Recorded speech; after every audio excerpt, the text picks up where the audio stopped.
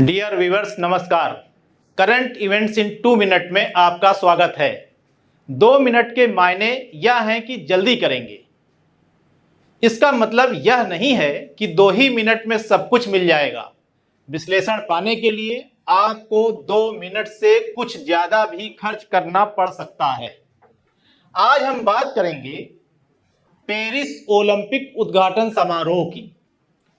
जरा सोचिए, अगर किसी शहर को दुनिया के सबसे बड़े समारोह की जिम्मेदारी पूरे 100 वर्ष बाद मिल रही हो तो उसके लिए यह कितना गौरवमयी क्षण होगा। क्या वह उस क्षण को कुछ अलग तरीके से नहीं जीना चाहेगा? ऐसा नहीं है कि पेरिस को यह मौका 1924 से पहले नहीं मिला था। उसे यह गौरव आधुनिक ओलंपिक 1896 में शुरू होने के बाद कुल तीसरी बार मिल रहा है। एक बार 1900 में, दूसरी बार 1924 में और तीसरी बार 2024 में। लेकिन एक महत्वपूर्ण बात यह है कि सबसे ज्यादा बार ओलंपिक आयोजन का गौरव पाने वाले किसी भी अन्य शहर के 2 आयोजनों में 100 वर्ष का अंतराल नहीं रहा है। वैसे तो 3 बार ओलंपिक आयोजन से गौरवान्वित होने वाले अन्य 2 शहर ऑस्ट्रेलिया और यूनाइटेड किंगडम भी हैं, लेकिन 5 बार का आयोजक एकमात्र देश अमेरिका है। 100 वर्षों में एक बार के इस अवसर को अविस्मरणीय बनाने का मौका पेरिस ने हाथ से जाने नहीं दिया। पेरिस ने पहली बार ओलंपिक खेलों का उद्घाटन समारोह किसी स्टेडियम में न करके खुले आसमान के नीचे सीन नदी के बीचों बीच और तट पर नावों का इस्तेमाल करके किया। पेरिस ने पूरे पेरिस शहर को ही स्टेडियम बना दिया।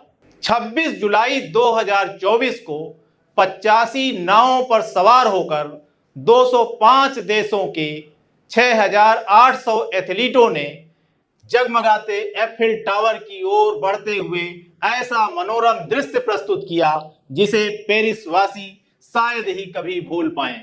26 जुलाई को उद्घाटन समारोह की रात रोशनी का शहर सिटी ऑफ लाइट पेरिस एक खेल स्टेडियम बन गया। सीन नदी के घाटों पर 3 लाख से अधिक दर्शक इसके साक्षी बने। सीन नदी में नावों की परेड में सबसे आगे रहना आधुनिक ओलंपिक के जन्मदाता ग्रीस का जन्मसिद्ध अधिकार है जो उसे मिला। सबसे अंत में मेजबान फ्रांस का दल था। यही परंपरा है, सबसे पहले ग्रीस को रखा जाता है, फिर अंतिम में मेजबान देश होता है। 204वें स्थान पर 2028 के ओलंपिक का भावी मेजबान अमेरिका तथा 203वें स्थान पर 2032 के ओलंपिक का भावी मेजबान ऑस्ट्रेलिया था। शेष देशों के दल वर्णमाला क्रमानुसार थे। भारतीय दल 84वें क्रम पर नौका में सवार था। पीवी सिंधु और सरस कमल भारतीय दल में ध्वजवाहक थे। 33वें ग्रीष्मकालीन खेलों का उद्घाटन फ्रांस के राष्ट्रपति एमेनुअल मैक्रान ने किया। लिंगीय समानता की दृष्टि से पेरिस ओलंपिक सर्वाधिक सफल कहा जाएगा क्योंकि महिला पुरुष खिलाड़ी इसमें लगभग 50-50% सहभागिता किए हुए हैं। उद्घाटन समारोह में फ्रांस के लिए एक भावपूर्ण क्षण तब आ गया जब मसाल फुटबॉलर जिनेदिन जिदाने ने लॉन टेनिस के खिलाड़ी राफेल नडाल को सौंपी। इसके बाद मसाल Serena Williams, Nadia Comaneci, Carl Lewis, Amelie Mauresmo के हाथों से गुजरती हुई एक विशेष अंदाज में कॉल्ड्रॉन में प्रज्वलित की गई। कॉल्ड्रॉन क्या है? वह एक प्रकार का बर्तन है जिसमें मसाल जलाई जाती है, उस मसाल को जो ग्रीस से चलते हुए मेजबान देश तक आती है। दरअसल पहली बार कोल्ड्रॉन से जुड़े एक गर्म गुब्बारे में मसाल से प्रज्वलन किया गया जो आसमान में उड़कर एक निराली छटा बिखेर गया। पहली बार इस प्रकार से मसाल का प्रज्वलन किया गया।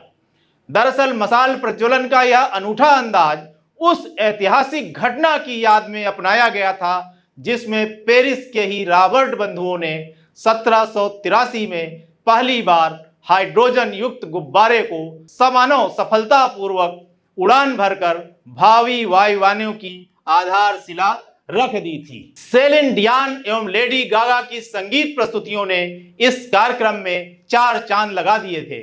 उद्घाटन समारोह के बाद ओलंपिक से संबंधित हम तमाम परीक्षोपयोगी जानकारियां समय समय पर देते रहेंगे। धन्यवाद। हम ओलंपिक के एक और एपिसोड के साथ फिर मिलेंगे।